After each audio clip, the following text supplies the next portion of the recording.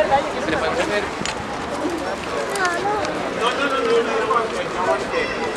ha unes normatives que penso que a vegades es podrien donar facultats per flexibilitzar. I si us colarà algú, perquè per la seguretat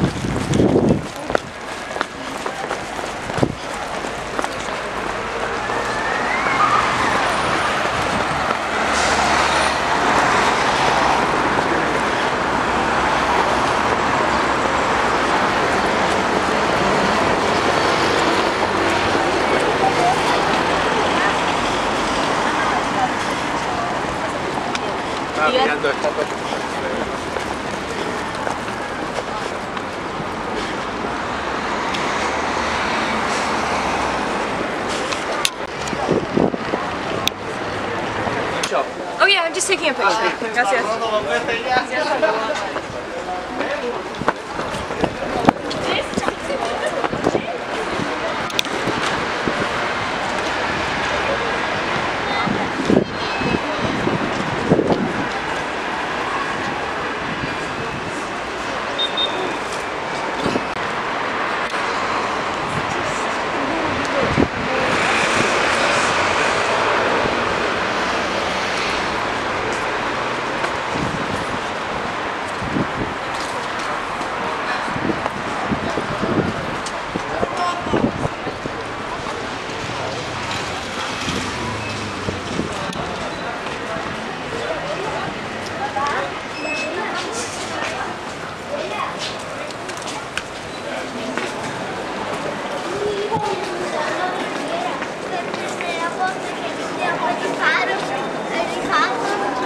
Sí.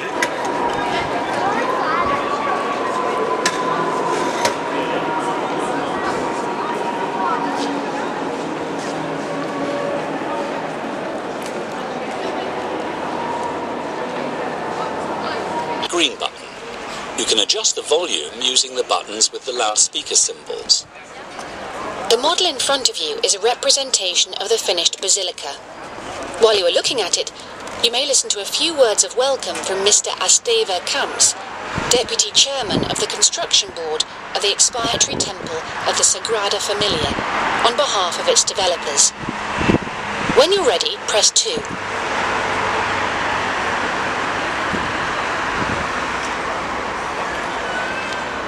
Benvingut a la Basílica de la Sagrada Familia. El temple va iniciar Welcome to the Basilica of la Sagrada Familia. Construction of the church began in 1882, thanks to Josep Urquinaona, a bookseller from Barcelona. He, together with a group of devoted followers of Saint Joseph, founded the Association of the Devotees of Saint Joseph. This organization raised funds to begin building the church we have today. Despite the many hurdles that have affected the pace of construction over the years, we're now able to enjoy this jewel of architecture, sculpture, and religious art known as the Expiatory Church of la Sagrada Familia. With support from its visitors, and especially from the Catalan people, the dream that has spanned the generations has come true. Once the vault of the church was completed, the most important milestone was undoubtedly its consecration as a minor basilica by the Holy Father Benedict XVI on November the 7th, 2010. From that moment on, Before entering the basilica, you observe the apse from the outside. It's the first exterior element of the church that Gaudí completed, and it's an obviously Neo-gothic style. Antoni Gaudí is buried in the crypt under the apse.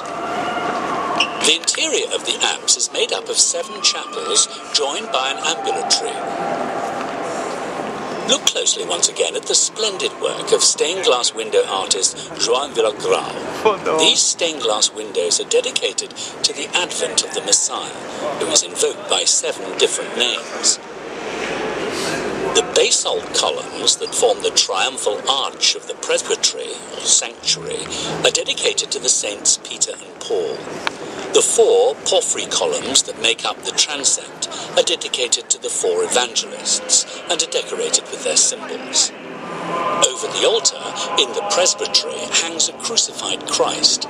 It's inspired by the one made by Mani, a sculptor who collaborated with Gaudí on the altar at Casa Balbo.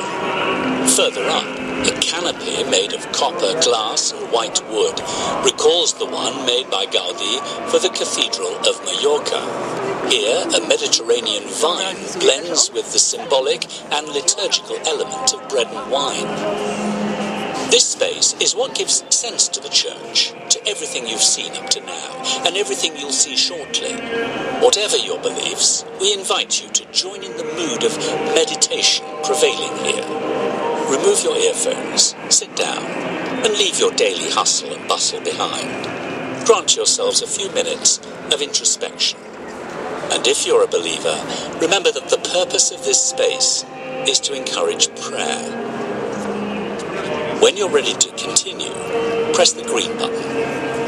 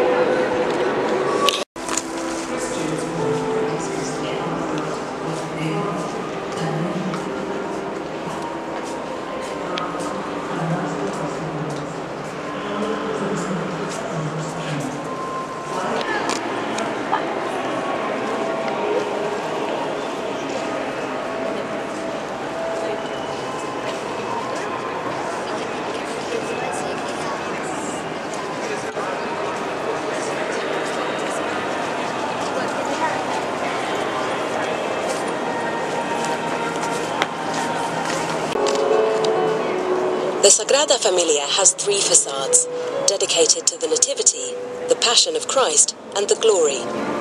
The facade in front of you is the Passion facade. It depicts Jesus' final days, his crucifixion, and his resurrection and ascension. First, we'll look at the facade as a whole, and then...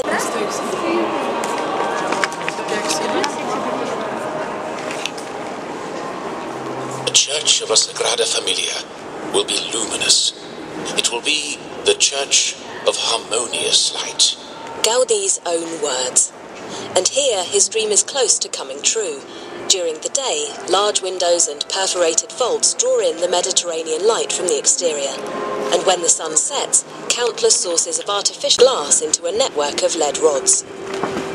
To find out more about the chromatic and symbolic schemes while enjoying the light and play of colour that Gaudí imagined, press the green button. To continue your tour of the naves, go to stopping point 5, just a little further along.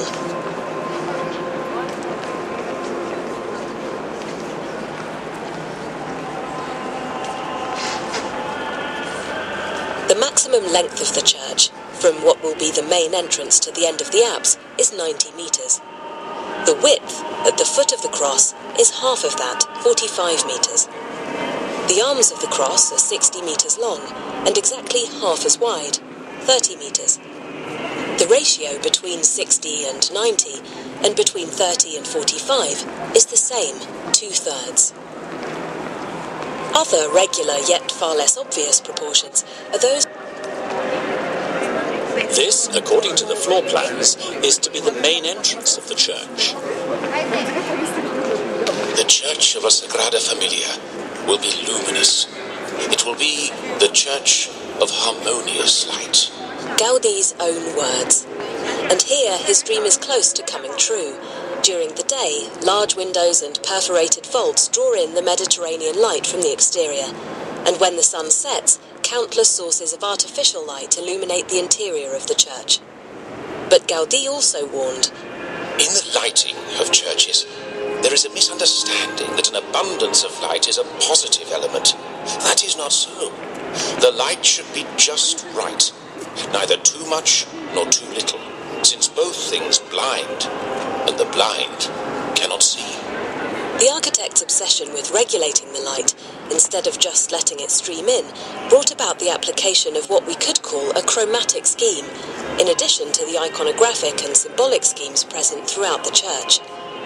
The creator of these stained glass windows is Joan Villar, born and bred in Barcelona. He's been in charge of interpreting Gaudí's instructions on the stained glass windows of the Sagrada Familia. As you'll have realised by now, Gaudí's work leaves no one indifferent. A major exponent of the Modernisme movement, he was an outstanding Catalan architect and a key figure on the international modern art scene. Nature was one of his great inspirations. He observed it closely from childhood and tried to convert what he discovered about its forms into architecture and geometry. The tree-like columns of La Sagrada Familia are a good example of this. The vaults themselves offer further examples of Gaudí's creativity. As with the rest of the church, he used models in their design.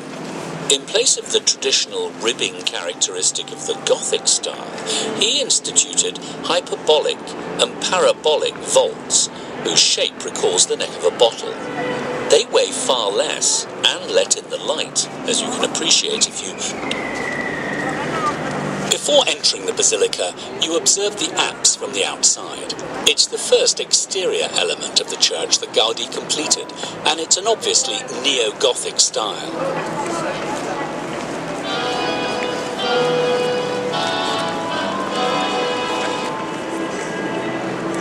As you'll have realised by now, Gaudí's work leaves no one indifferent. A major exponent of the Modernisme movement, he was an outstanding Catalan architect and a key figure on the international modern art scene. Nature was one of his great inspirations. He observed it closely from childhood and tried to convert what he discovered about its forms into architecture and geometry.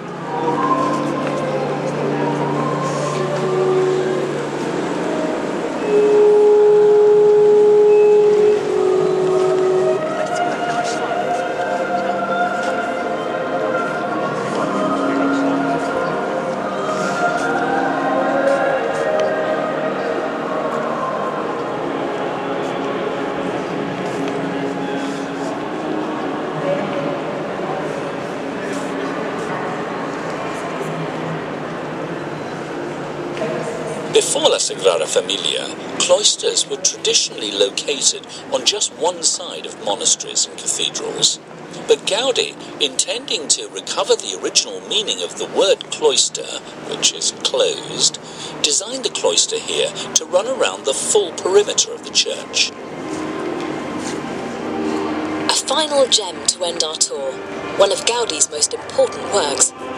It's a simple construction that's nevertheless a genuine architectural wonder.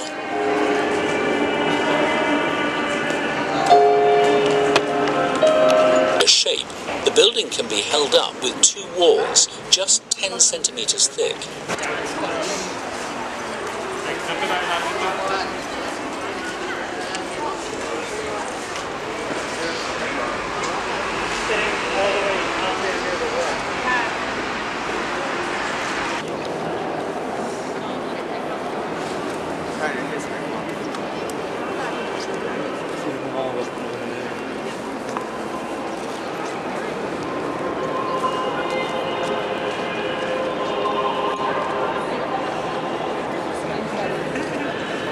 오, 잘했다 완전.